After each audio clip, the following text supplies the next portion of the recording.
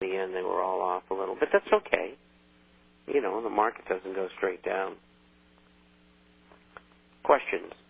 There's an article, this is from Steve, and it pertains to New York Hard Assets Convention, which I attended, I don't know, maybe 15 or 20 times as a speaker, usually a keynote speaker. And it was never a real hard money group. It was always marginally. They held it at the Marriott in Times Square, and my nephew's wife manages that hotel, so I always got superior rooms and had met part of my family. So I used to go to New York to do that show for that reason, probably more than anything else. Anyway, the Goldfields Mineral Services, also known as GFMS, was there, and one of the speakers was their chairman, Philip Clapwood. And the comments by this gentleman from GFMS was that things are extremely negative fundamentally for gold and silver. Now, here's a company that's been involved in the mining business for years, and they have been negative on gold and silver and platinum and palladium for years. You got to remember, I've been in this game since 1960. I know all the players. I don't need a scorecard. I don't need a program. And they have been anti-gold all the way. They used to be part of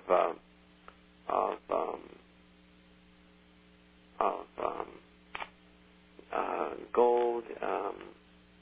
Can't remember the name of the company, and they split it off around 1968. Goldfields, which was the company Goldfields, and they were a miner in South Africa, and they split this division off. Anyway, they've been anti-gold for years. And to answer Steve's question, what would you expect from them? And they're part of the Illuminati, and this is propaganda. The same thing we've been seeing from many others, especially recently over the past, perhaps 2 or 3 months. The technicians, supposedly, the market in gold and silver are going to go down, and they haven't. And every time they've projected that, they've been wrong. And so they'll probably keep right on being wrong. And some of them have been wrong for the last 2.25 years. Dennis Gartman and Mike Bolser, Gary North. And I've known Gary for years. And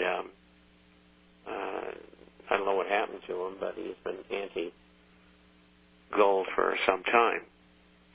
And he comes up with his own prognostications, but I find it hard to believe that Gary would be changing horses like that. But anyway, people change, I guess.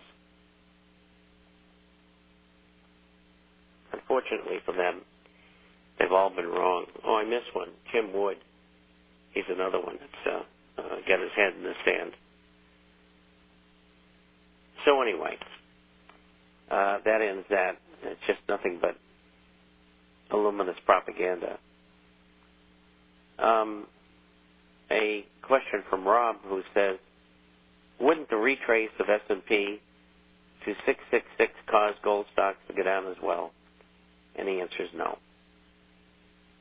The reason why is, historically, gold and gold coins and gold shares, particularly gold, have been the antithesis of the stock and bond market. It's a place to hide when things get difficult. It's a position of wealth preservation. And in the old days, every time the market went down, gold would go up. And when gold wasn't freely traded except for the London first and second gold fix, the stocks would do that. And usually the South Africans were the leaders because they were the richest mines in the world, and they were paying dividends anywhere between 12 and 30% a year. So, if you hold your stock for 4 years, you get your money back. It's pretty good. And they used to pay out 80, 90% of their cash flow to their shareholders. But anyway, that's the way it used to work. And then the era of derivatives came in, and then the era of manipulation of markets by our government. And, of course, that changed everything. That's why the chartists are never right, because they don't know what the government's going to do. Well, 666 is a nice number. On the Dow Jones Industrial Average, it's 6,000. And I think the next time we go down, and we will go down to 6,600, we will probably break it and go to 5,500 to 6,000, rally back. I don't know how long it's going to take, but we'll go into 38 to 4,200. The earnings aren't there. The problems will not go away. We're not going to have any kind of a revival. 90% of the money that's been given out by the government in stimulus this year, that money, 90% of it has gone toward paying bills. And so there's going to be nothing pouring into the economy. The biggest part, the stimulus, is next year. And as I told you in the program before, last quarter was, of last year, minus 6.3% of GDP. First quarter, minus 6.1%. Projection, second quarter, minus 5. Third and fourth quarter, minus 4. Next year, maybe even. No growth, no negative growth. And that's the best.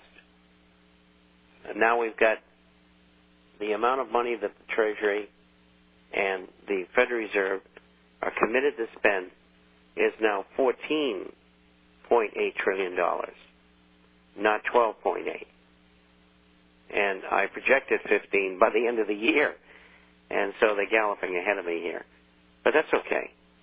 It's an astronomical figure, and it's just going to get worse. It's crazy. So anyway, yes, we're going to reach 666 and then some. And you got to be patient. It'll take a couple of years probably. We'll be down to 4,000. Maybe it'll happen within 6 months to a year. I don't know. But it's going there. Everybody seems to think that deflation is not going to take over. And it is, somewhere along the way. These professionals are deceiving themselves, thinking that it's not going to be like the collapse in the early 1870s or during the 1930s. It's going to be worse. And they just don't get it. They want to be economically and politically correct. And that's why people either love me or hate me, because I'm outside the box. I'm telling it the way I think it is. And unfortunately, for the people who run things, I've been dead right. And so, yes, we're going to 666 on the S&P. Next is from George, a bond market question for Queen Melody. I didn't know you were in the bond market, Queen. Well, you do have a lot of them. I I'm hurt. Well, get you guys going. Yeah. Here we go. Can you briefly explain how the bond market works? I'm confused about how it works. Interest rates go up. Isn't that bullish for people that hold bonds? No, it isn't if you own them, because that means the value of your bond went down. So it's not good, it's bad. Now, if you have near to zero interest rates and you buy a bond, and let's say interest rates are 2.5%, and government rates are close to zero, but they don't mean anything. And the reason why is that rate is the rate at which government, or the Fed, which is separate, lends to banks. And so the real market rate's probably 2.5%. And if interest rates go up to 3.5%, which I think they will this year, then the value of your bond is going to fall. So you're going to have a capital loss. And if that doubles to, say, 7% yield, you'd probably have 40, 50% loss in your bond. So higher interest rates are very bad for people who already own bonds. Now, if somebody buys a bond and the yield's 7% on a treasury, and the yield starts going back down again, they'll have gains. Now, in 1980,